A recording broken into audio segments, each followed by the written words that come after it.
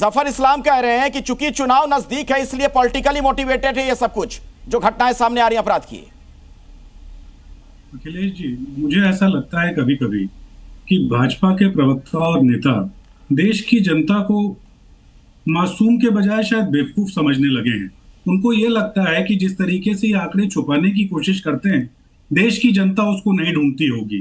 पिछले 17 साल में जब से नीतीश कुमार जी मुख्यमंत्री रहे, लगभग 57,000 वहां पर हत्या के प्रकरण दर्ज हुए हैं। 57,000 हत्याएं, क्या वो सब राजनीतिक तौर पर प्रेरित थी? आप इस बात का जवाब आज ढूंढिए ना कि कैसे सिर्फ वो खेमका हो, रमाकांत यादव हो, ऐसे 57,000 लोगों को पटना और पटना के इर्द गिर्द के जिलों के अंदर दिन दहाड़े गोली मारकर, किसी को चाकू मारकर उनकी हत्या कर दी गई।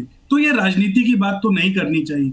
और आप सोचिए ना, एक मूर्छित अवस्था में जब एक मुख्यमंत्री है और वो गुंडा गठबंधन जो वहां सरकार चला रहा है, वो ये क्यों भूल जाता है कि इसी प्रदेश के अंदर पिछले साल पुलिस मुख्यालय ने आंकड़ा जारी किया कि 151 दिन के अंदर लगभग 1257 मामले पुलिस के ऊपर अटैक करने के हैं। आप सोचिए कि इस सरकार के अंदर जो गुंडों का जो मनोबल है वो इतना ऊंचा है कि उन्होंने 1257 बार पुलिस के ऊपर आक्रमण कर दिया है। तो सोचिए कि वहां की जनता का क्या होगा जब पुलिस जिसका काम सुरक्षा देना है वो खुद सुरक्षित नहीं है। ठीक है नीरज जी, आपकी बात होगी। अनुप्रिया जी इसमें कुछ जोड़ना चाह रही थी, फिर जाता हूं बाकी मेहमानों के पास। अनुप्रिया जी।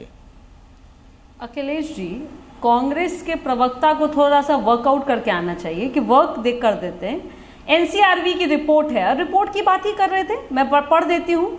2004 में बिहार में मर्डर हुआ 3,861 और 2024 की मैं बात कर रही हूँ 2,786। मैं ये नहीं कह रही हूँ कि कोई भी मर्डर में मैं कंपैरिजन नहीं कर रही हूँ, लेकिन मैं फिर बता रही हूँ कि हमारी आबादी बढ़ी है, उसके बावजूद तो आबादी बढ़ेगी तो क्या अपराध की घटनाएं बढ़ जाएंगी? ऐसी बात कर रही हैं आप अनुप्रिया जी? और मुख्यमंत्री नहीं, एक मिनट अनुप्रिया जी, आबादी बढ़ेगी तो अपराध की घटनाएं बढ़ने लग जाएंगी। फिर सरकार कहाँ है, पुलिस कहाँ है, प्रशासन कहाँ है, सुशासन कहाँ है? आपने सुना नहीं, आपने सुना नहीं मैंने क्या कहा? फिर मैं आंकड़ों की बात करी, 2,786 और 3,000, यह सब साफ दिखता है कि 1,000 कम है, जबकि हमारी आबादी बढ़ी है एज कंपैरिजन 2004 से 2024 में। लेकिन हमारी जिम्मेदारी यह है कि क्राइम नहीं हो। लेकिन क्राइम का आप नेचर देखिएगा ना, हमारे यहाँ नक्सलवादियों को हमने कमर को तोड़ दिया, हमने गुंडों की जो एक जमात होती थी उसको हमने धर दबोचा है। कौन है जो ये सब कर रहे हैं? गुंडों की जो जमात है उसको आप लोग धर दबोच चुके हैं, जेल में डाल चुके हैं, कार्रवाई कर चुके हैं। तो ये सब अपराध की घटनाएं जो धनाधन हो रही है वो कौन है लोग? आपने जिस तरह से आपने अपने चैनल पे घटना को भी दिखाया, आपने ये भी कहा कि मुख्य अपराधी पकड़ा गया। अगर ये 90 का दौर होता तो वह अपराधी पकड़ा नहीं जाता। अच्छा, अरविंद जी है मेरे साथ यहाँ पर, सीनियर जर्नलिस्ट हैं और बिहार को बहुत करीब से समझते हैं, जानते हैं, दशकों से पत्रकारिता कर रहे हैं। ये जो बार बार तुलना की जाती है और उसके बाद जंगल राज की याद दिला दी जाती है, कहां तक इस चीज को लेकर जाएंगे बीजेपी के लोग, जेडीयू के लोग? अरविंद जी। नहीं, अब वो जो बोल रही है मैं उनको क्या कहूँ। इस वीडियो को देख के, कल वाला वीडियो देख के हम लोग दिल्ली में बैठ के अंदाजा कर सकते हैं कि उसमें कौन लोग हैं। गोली मार रहा है और वीडियो शूट कर रहा है। वहाँ के अपराधियों को और पुलिस को उसका पता नहीं चलेगा। और एक आदमी पकड़ा गया, ये ऐसी बहादुरी कह रही है। अरे कल पुलिस चीफ ने जो बयान दिया उनके खिलाफ एक्शन सबसे पहले होना चाहिए। सर, ऐसा बयान कोई पुलिस चीफ दे सकता है? ये बिहार में पॉसिबल है, नीतीश कुमार के राज्य में ही पॉसिबल। एडीजी का जो बयान था उसी बात कर रहे हैं ना, यही कह रहे हैं कि किसान मौसम में घटनाएं बढ़ जाती हैं, जाके वहाँ ये कर रहे हैं। और इनको लगता है कि अपराधी उसी समय थे।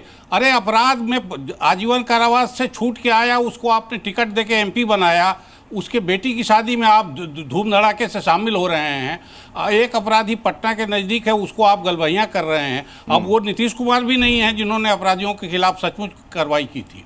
ये तो बहुत साफ दिख रहा है कि बालू और शराब माफिया की ताकत इतनी बढ़ गई है कि वो पुलिस पे हमला कर रहे हैं और राजधानी में जाके इस किस्म से हत्याएं कर रहे हैं। और पुलिस चीफ ऐसा बयान दे रहे हैं और आप लोग सब बैठ के। और जफर इस्लाम तो और उससे भी कमाल के निकले कि उनको लग रहा है कि ये पॉलिटिकल लोग बदनाम करने के लिए कर रहे हैं।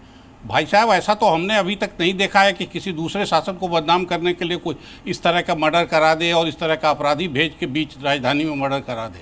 और आपके पार्टी का आदमी मारा गया बीजेपी जवाब देते हैं। वो आप उसको व्यवसायी कह रहे हैं, उसको बीजेपी वाला कहने में आपको शर्म आती है। बीच पटना में आके उसको मार गया इस पे।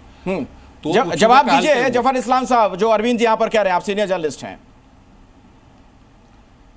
देखिए अरविंद जी जो कह रहे हैं, देखिए उनका अपना निजी बयान कुछ भी हो, उस पर टीका टिप्पणी मैं कर भी सकता हूँ, नहीं भी कर सकता हूँ, लेकिन हकीकत को वो इग्नोर नहीं कर सकते। अगर पत्रकार हैं और सीनियर जर्नलिस्ट है तो समझ सकते हैं, उन्होंने देखा होगा वो वक्त जंगल राज का जहाँ प्रोत्साहन, प्रोटेक्शन और क्राइम करने के लिए आदेश सब एक ही जगह से आता था। अपराध नहीं खत्म हो जाता महाराज, पहले जो हुआ है उससे अभी का अपराध खत्म नहीं हो जाता।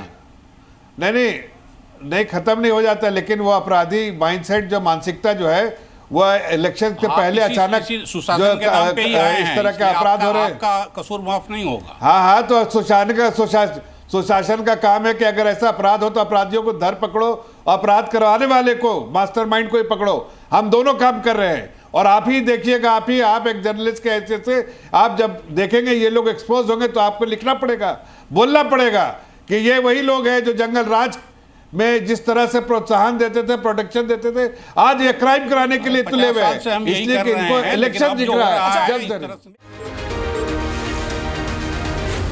जी न्यूज़।